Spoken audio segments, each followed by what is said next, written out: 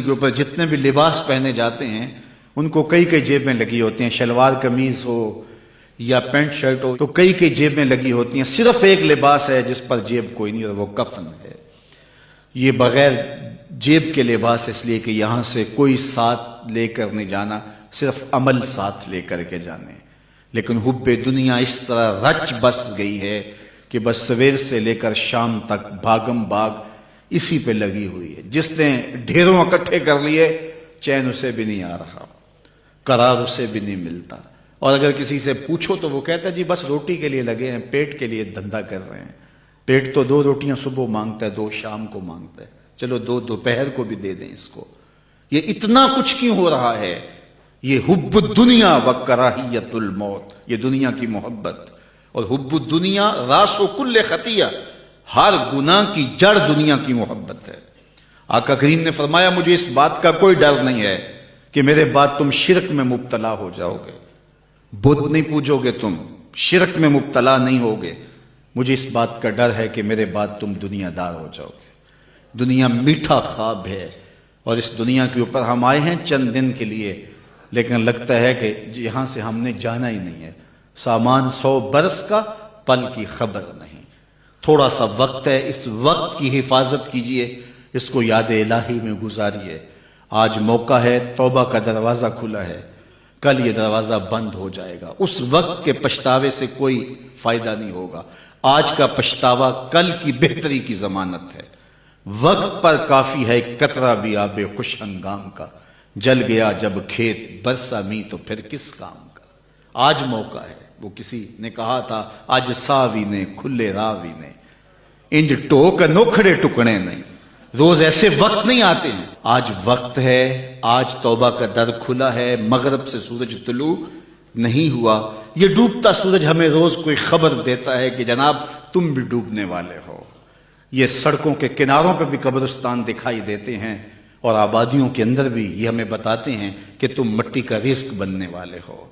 یہ بڑھاپا، یہ جو ہے وہ ڈھلتی جوانی، حضرت یعقوب علیہ السلام نے اسرائیل سے وعدہ لیا تھا کہ میری روح قبض کرنے کے لیے اچانک نہیں آنا، پہلے کوئی قاصد بھیج دینا تاکہ میں موت کی تیاری کر لوں۔ حضرت اسرائیل نے وعدہ کر لیا کہ میں آپ کو پہلے ضرور بتاؤں گا۔ ایک عرصہ گزرا تو حضرت اسرائیل حاضر خدمت ہوئے، پوچھا کدھر آئے ہو؟ کہا قبض روح کے لیے آیا ہوں۔ کہا تم نے تو وعدہ کیا تھا کہ اچانک نہیں آؤں گا، پہلے کوئی قاصد بھیجوں گا، تم نے تو کوئی قاصد نہیں بھیجا۔ حضرت اسرائیل عرض گزار ہوئے حضور آپ کے سامنے کتنے لوگوں کی موت واقع ہوئی، یہ میرا قاصد نہیں تھا تو اور کیا تھا۔ ابھی ہم آ رہے تھے، یہ تھوڑا سا لیٹ اس لیے ہوئے کہ راستے کے اندر ٹریفک جام تھی، تو آگے کیا تھا کہ کسی گاڑی نے ٹکر ماری اور بیچ چوراہے میں لاش پڑی تھی۔ وہ صبح تو ہنستا ہوا گھر سے آیا ہوگا، لیکن اب اس کے گھر میں اس کا جنازہ پہنچے گا۔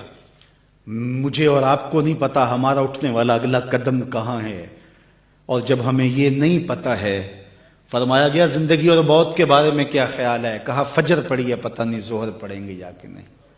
کہا میری صحبت میں بیٹھ کے اتنی لمبی امیدیں لگائے بیٹھے ہو۔ کہا ظہر پڑی ہے جناب، عصر پڑیں گے یا کہ نہیں۔ ایک بولا عصر پڑی ہے، پتہ نہیں مغرب پڑیں گے یا کہ نہیں۔ ایک نے کہا ایک رکعت پڑی ہے، پتہ نہیں دوسری رکعت بھی پڑھنی نصیب ہوتی ہے یا نہیں۔ فرمایا یہ سب تمہاری باتیں ہیں، میں تو کہتا ہوں ایک طرف سلام پھیرا ہے، پتہ نہیں دوسری طرف سلام بھی پھیر سکیں گے یا کہ نہیں۔ کیا موت اتنی قریب نہیں ہے؟ میں اور آپ اپنی آخرت کے لیے کیوں نہیں سوچتے؟ اپنی زندگی کو کیوں نہیں بدلتے؟ توبہ کا در کھلا ہے، کل نہیں ہوگا۔ تو آئیے آج کے ان حسین لمحوں کو، آج کی ان گھڑیوں کو، آج کی جوانی کو، حتیٰ کہ آج کے بڑھاپے کو حسن دے لیں، اور آج کا پچھتاوا کل کی بہتری کی ضمانت ہوگی۔ کل کا پچھتاوا سوائے دکھ بڑھانے کے اور کچھ نہیں ہوگا۔ آنا تو ہے ہی اس کی چوکھٹ پہ، پھر جو لوگ اٹھا کے لے کے آئیں گے، اچھا نہیں ہے کہ خود چل کے جائیں، پھر جو لوگ کندھوں پہ اٹھا کے لے کے جائیں گے، کل جو کفن میں منہ چھپا چھپا کے جاتے پھریں گے، اس کی رحمتیں آواز دیتی ہیں کھلے منہ آ جا، میری رحمتیں تیرا استقبال کریں گے۔ جو باغی ہے اس کی چوکھٹ اور دہلیز کو چھوڑ کے بغاوت کر کے بھاگ رہا ہے، اس کے حکموں کو توڑ کے جا رہا ہے، اس کو اس کی رحمتیں آوازیں دے رہی ہیں۔ کیا یا ایھا الانسان، او بھاگے ہوئے انسان اور بھولے ہوئے انسان، ما غرک بربک الکریم، آجا پلٹ کے، تیرا رب بڑا ہی کریم ہے۔